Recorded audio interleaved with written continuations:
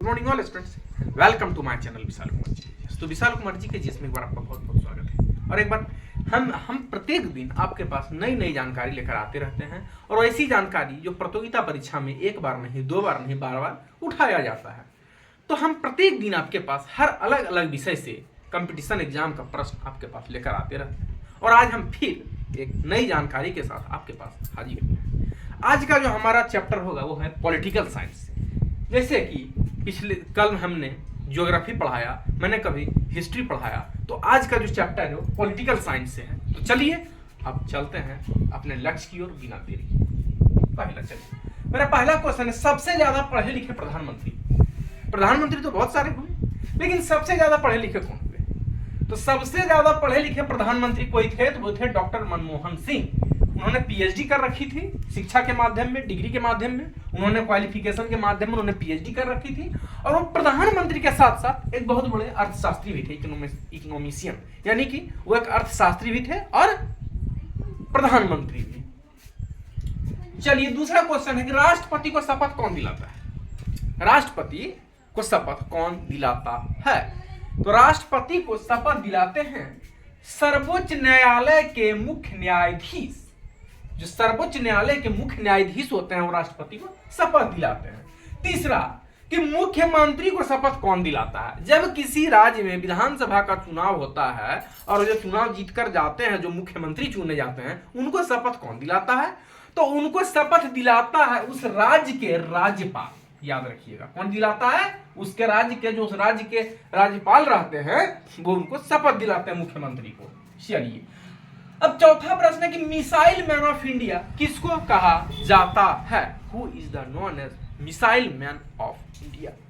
तो missile man of India doctor APJ Abdul Kalam को कहा जाता है, जो कि भारत के राष्ट्रपति। जिस तरह से एक प्रधानमंत्री डॉक्टर मनमोहन सिंह थे और वो बहुत बड़े इकोनॉमिशियन भी थे, अर्थशास्त्री भी थे, ठीक उसी तरह डॉक्टर एपीजे अब्दुल कलाम राष्ट्रपति भी थे और मिसाइल मैन, वो एक साइंटिस्ट भी थे, वैज्ञानिक भी थे, जिन्होंने मिसाइल को बनाया।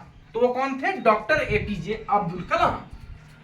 अब है कि देश में पहली बार झंडा किसने फहराया? जी हाँ, जब हमारा देश आजाद हुआ हम लोगों ने राष्ट्रीय ध्वज फहराया। तो राष्ट्रीय ध्वज को सबसे पहला कौन व्यक्ति था जो फहराया? तो व्यक्ति का नाम था सुरेंद्र नाथ बनर्जी। सुरेंद्र नाथ बनर्जी वह व्यक्ति थे जो हमारा भारत का राष्ट्रीय झंडा, जब हमारा देश आजाद हुआ और जब तिरंगा फहराया गया तो सबसे पहला तिरंगा उन्होंने ही फहराया था। अब है कि संविधान प्रारूप पर कितने दिन चर्चा हुए? जी हाँ, जब संविधान बनकर तैयार हुआ तो उस पे जो प्रारूप थे उस पर कितने दिन चर्चा हुए, कितने दिन डिस्कस हुआ? तो डिस्कस हुआ 114 दिन। चलिए अब अपना क्वेश्चन है कि राज्यसभा सदस्य के लिए न्यूनतम आयु। जी हाँ, जब हमको राज्यसभा का सदस्य ना हो तो हमारे पास न्यूनतम आयु कितनी होनी चाहिए? तो न्यूनतम आयु 30 वर्ष होनी चाहिए।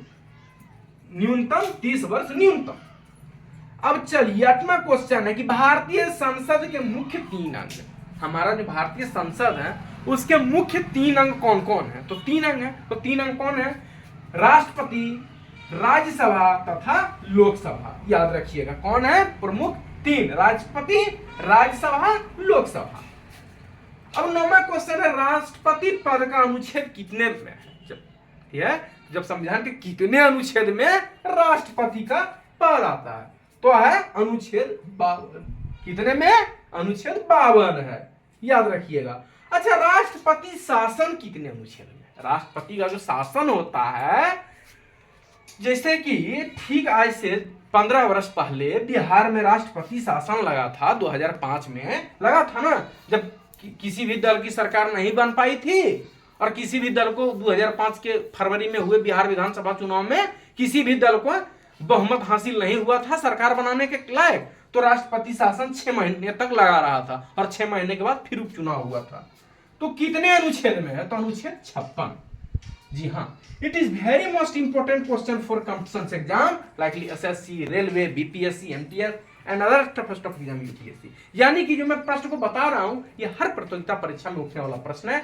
और खास करके जो भी स्टूडेंट कंपटीशन की तैयारी कर रहे हैं हमारे इस चैनल को देखें, लाइक करें, सब्सक्राइब करें, अपने अपने मित्रों को शेयर करें। हम प्रत्येक दिन आपके पास नई नई जानकारी लेकर आते रहते हैं। आज हम फिर एक नई जानकारी के साथ आपके पास आए हैं। तो ये जो मैं आपको बता रहा हूं it is very most important question for competition exam. Who student prepare competition exam, this my channel, watch and share all students. ये हमारे सभी छात्रों से अनुरोध है कि इस चैनल को देखें, लाइक करें, सब्सक्राइब करें, अपने अपने मित्रों को शेयर करें। हम प्रत्येक दिन आपके पास नई नई जानकारी लेकर आते रहते हैं। तो फिलहाल आज विशाल कुमार जी के लिए इसमें इतना ही। फिर मैं मिलूंगा एक नई जानकारी के साथ। तब तक के लिए धन्यवाद।